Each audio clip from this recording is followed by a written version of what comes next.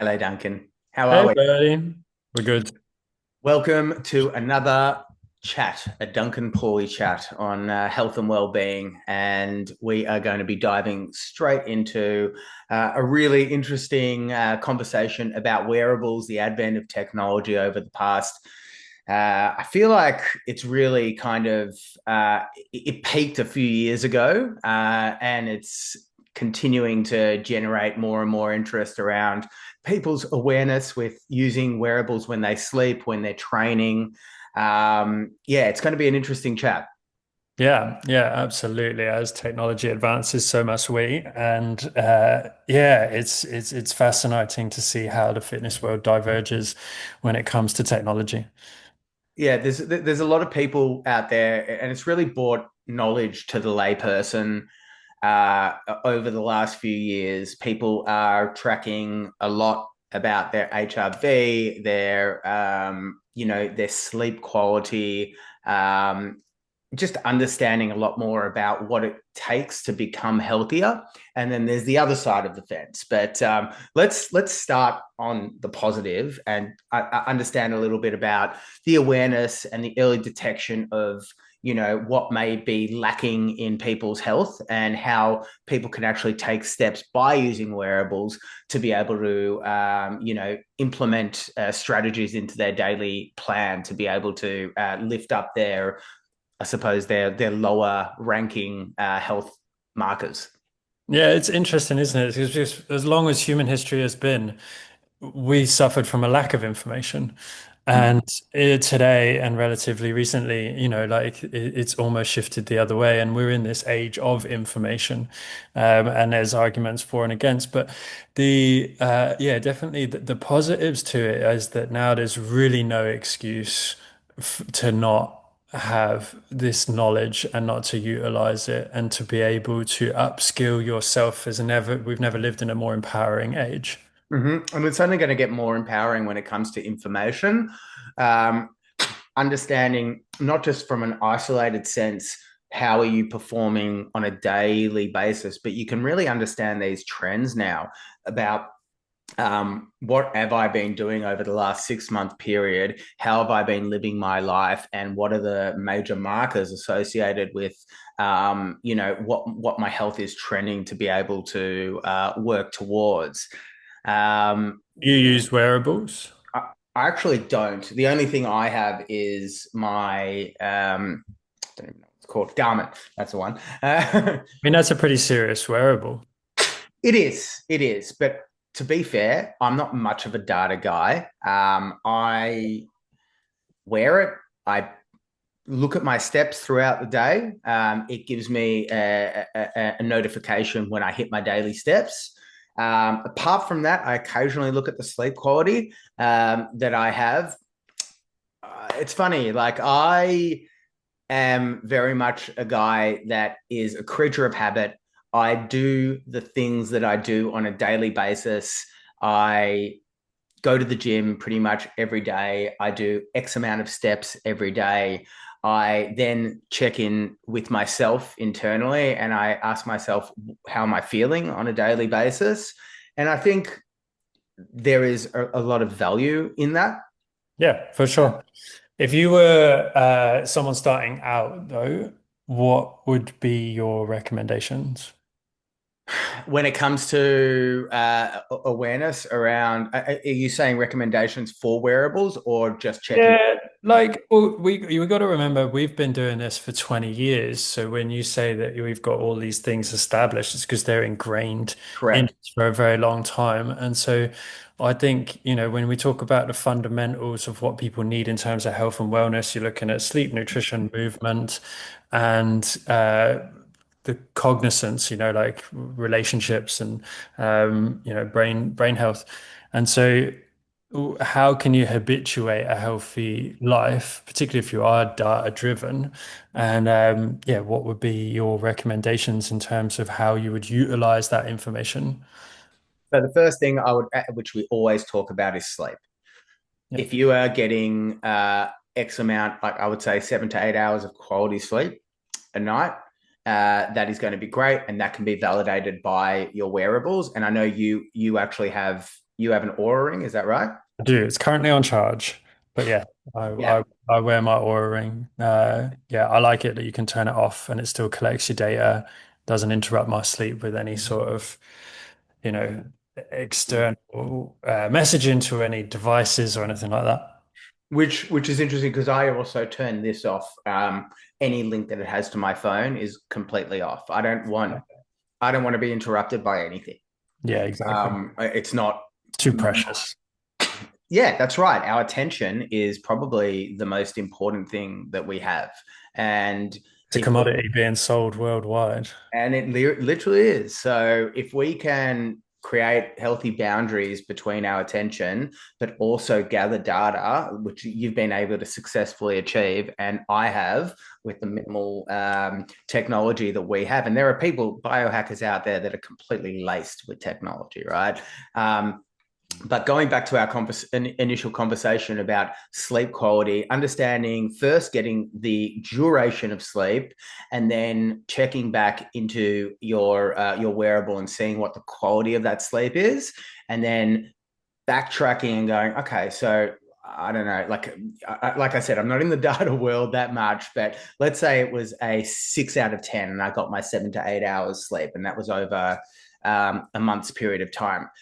What have I been doing to be able to, what have I been doing and not doing in the mornings and in the evenings and throughout the day where I can actually bump that up to a 7 or an 8? Have I been exposed to blue light in the evening? Am I exposed to enough natural sunlight during the day to be able to get myself in sync with the natural circadian rhythm of the sun and my body? These are things that we want to continue to think about, and we've talked about this as well. Like everything is holistic. So if you are getting enough exercise throughout the day, if you are getting enough hydration and the correct nutrition, that is going to impact your sleep. That's why it's such a big sleep is such a big boulder and a bedrock marker for the rest of your health. Yeah, 100%. It's yeah, the foundation we lay everything else on. Yeah, no, I completely agree. It's information to utilize to upskill yourself. And to me, it's a way that you can lock in. Like I find it highly motivating to have these data points and to be able to track your food, track your sleep, track how much exercise you're doing. It's almost as if you are being judged by your wearable. You know, Mm. when it tells me I'm doing something badly, I feel bad about that and I want to impress it by I never miss logging a workout or something. So I'm like, I'm going to get a good score now. It's something that I think that I'll only use for short periods of time, because I do find the admin of it all to weigh fairly heavy. Mhm. But if it definitely probably once a year, particularly at times when, maybe motivation struggling, winter, you know, coming off of a breakup, coming out of a shitty period in work, like that sort of time. I think, that's the time that people get a personal trainer or they go and do a challenge or they decide to sign up for a marathon. Like sometimes, yes, it would be ideal to have an internal mechanism that did this all for you. Sometimes you need an external driver. Yeah. And to me, a wearable is just an addition to that. It's something that can externally motivate me to keep doing the things that I know that are healthy. Like I'm like, oh, I'll stay up and watch another episode of that show. I'm going to get a crappy sleep score, so I'll go to bed instead. So And yeah, I think it just brings you a heightened level of conscious and awareness on the positive column. correct. And Yeah. it's an interesting philosophical debate because whilst if you rely too much internally on your own kind of scoring system, that can be heavily skewed by the way you're feeling, other stuff that's going on. If you've had a fight with your partner, if you have got some other anxiety things going on, you may be more inclined to be a little bit more glass half empty when it comes to your natural health and well-being. Now, the external score that you receive from your Aura or your watch or your Whoop or whatever it might be can give you a less charged or emotional response. Now, obviously, also your emotions can have an impact on your sleep quality and your health, so that can also have an impact on your the external quality of your score. On top of that, these wearable devices aren't perfect yet, so they can definitely give you Uh, slightly. they're going to have variables within them. But interestingly, studies have now shown that even your cognizance around how good your sleep was can affect how you feel. So they had two different groups, one that they told had a good night's sleep, one that they told them that they had a bad night's sleep. They both got the equivalent amount of sleep. And the team that were told that they'd had a worse night's sleep based upon the data that the scientists gathered performed worse in their assessments. So like, and this leads to, the downside of these wearables is that I think if you track too heavily and you start to govern your life and rely on them, they're going to tell you how you feel. So they give you a bad sleep score and you feel bad about it. Whereas before, if you had no awareness around it, or potentially you felt like you'd had a good night, you were going to feel and perform much better. So I think that, yeah, the positives outweigh the negatives at this stage. Yeah. But I think that as we discussed at the start, we're living in an age of information and gathering the most amount of information that you can and then deciding on your own. I think is probably the best way forwards with any sort of modality that you're looking at, and particularly when it comes to this. 100%. And that's the placebo nocebo conversation that we've had in the past. And it's really important to arm yourself with knowledge, but also to arm yourself with the understanding that that can have an impact, or emotions can have an impact uh, on your internal data, which is So if you were to track three things using a wearable or some sort of technology, what yep. would you track? What would be the big things? What am I trying to achieve? General health, longevity, bit of weight loss, maybe. Okay, so sleep would be there. Um, I would say if I am somebody just entering into the world of health and wellness, I'd say sleep, step count, and I would say logging your nutrition for a period of time is such an important aspect and such an important marker, because even if and this is a tricky one, the logging of your nutrition, it really does depend on what type of personality type you are. I feel that some people can get very, very overwhelmed with the continuous data entry component of things if it's a manual aspect, and that can work against them. Other people really get clarity and satiation from being able to be able to say, okay, this is the amount of macros that I've set aside for me and the calories that I've set aside for myself. And this is how I'm going to be able to tick them off and be able to create. And I found that there are different personality types and different clients that really will get that kind of satiation from both sides of the spectrum. What about you?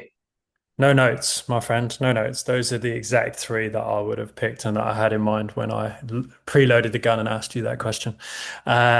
The only thing I would say is that I think that I'm in total agreement with you when it comes to nutrition. But I think everybody needs to get their head around tracking their food at some way and at some point. I think that you're right. Some people don't revolt against it, and initially you can do a soft launch by just putting them into a different system and getting results initially there. I think at some point in time, everybody, if they're wanting to go further down the rabbit hole, is going to need to track their food. And I would ask them if their level of discomfort or uncomfort at the tracking outweighed their level of uncomfort with their current situation. Yeah, Uh, that's a really good question to ask. yeah, Yeah. because then to me it's worth it. Yes, it sucks, but does it suck as much as how you are at the moment and where you and the level of improvement that you will get from it? It just has to be a month. Doesn't need to be 6 months. Doesn't need to be 12 months. Just a month to bring an added layer of knowledge and accountability into your life. Yeah. But yeah. No, And no, no, it's those are the exact I was thinking of, and that is what I would utilize. I would use that at most stages of fitness, but particularly in the beginning, for sure. and I think that month is enough for you to get as a general punter, is enough for you to get a good understanding of your habits.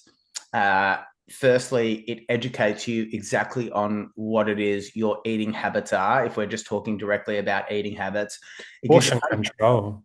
Just giving you eating the habits amounts of control. food that you get, and portion control is so big. And I think we don't understand often the amount that we're consuming through the day. Like even with studies done on data tracking, large portions of people mess it up and get it wrong, even Yeah. though they're trying to track it. So, there's the nuances there, and that's the downside of tracking that you're probably getting it wrong.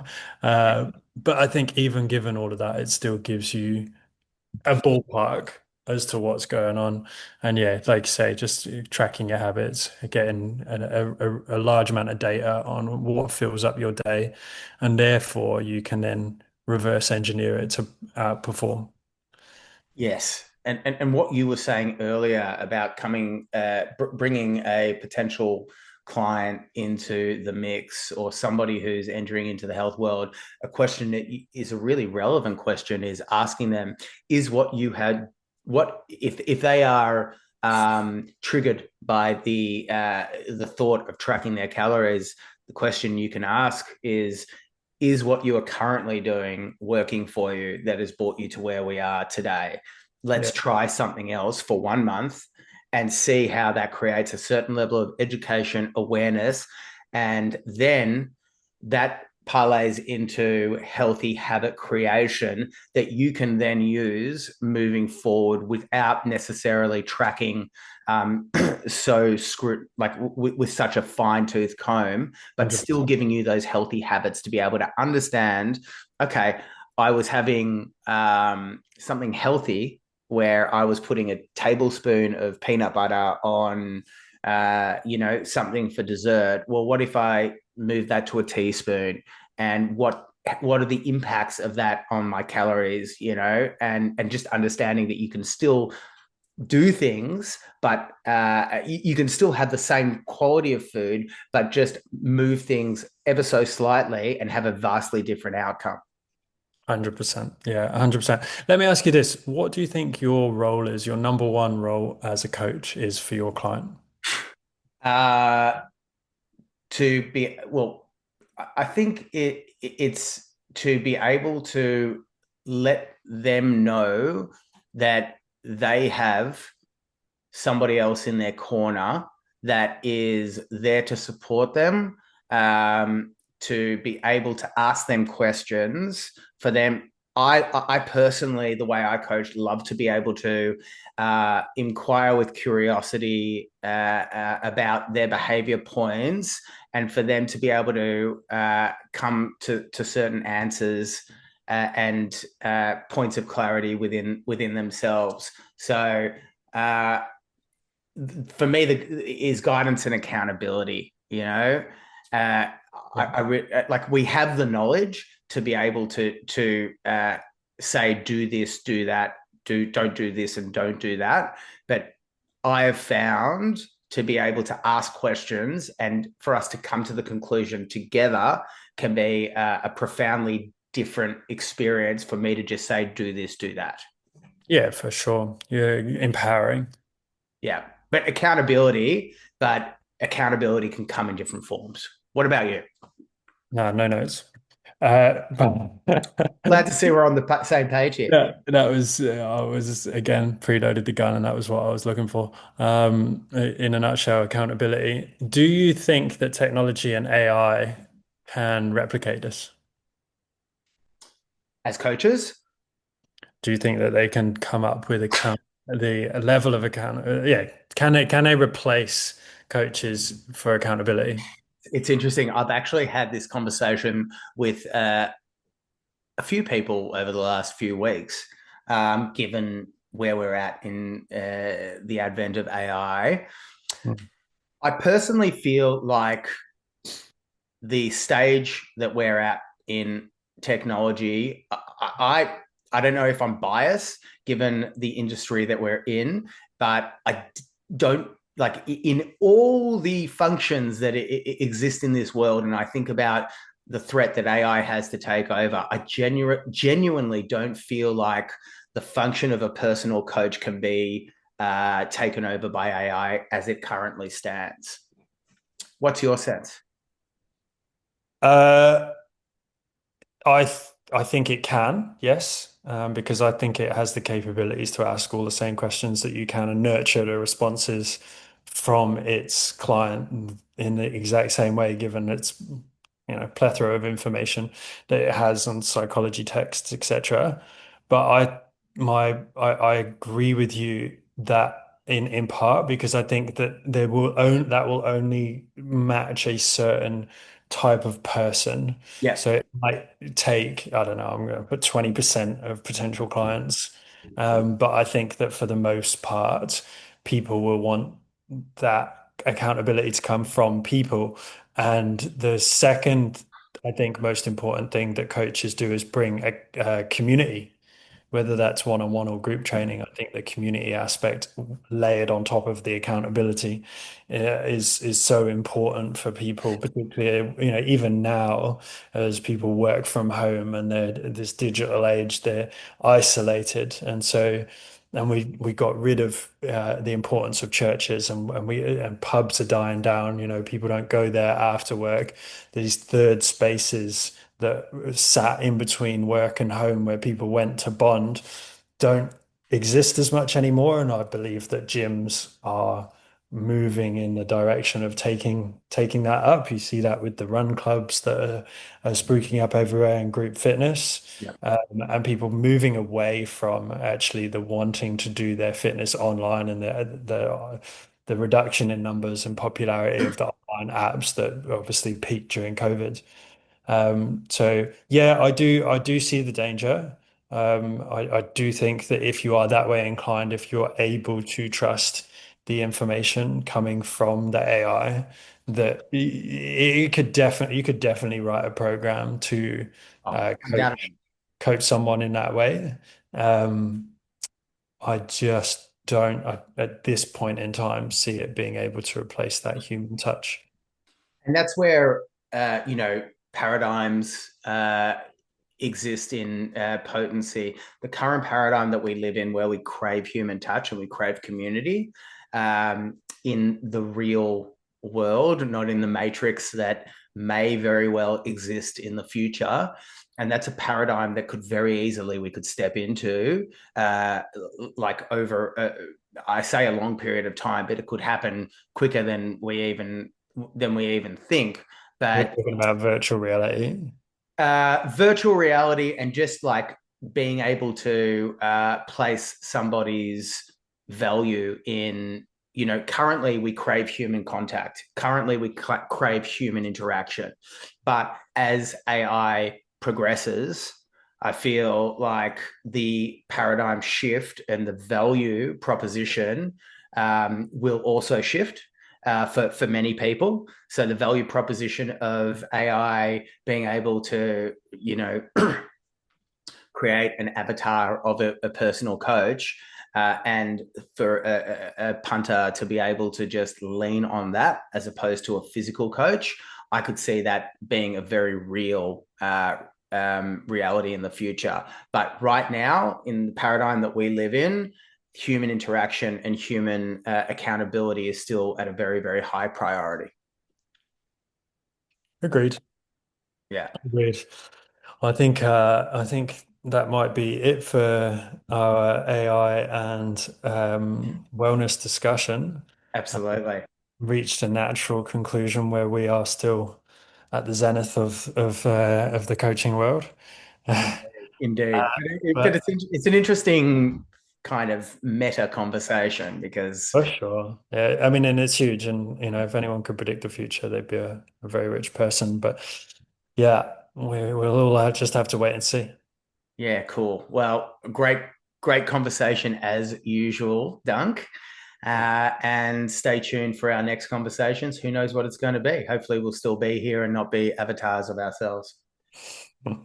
Lots of love, brother. See you, bro.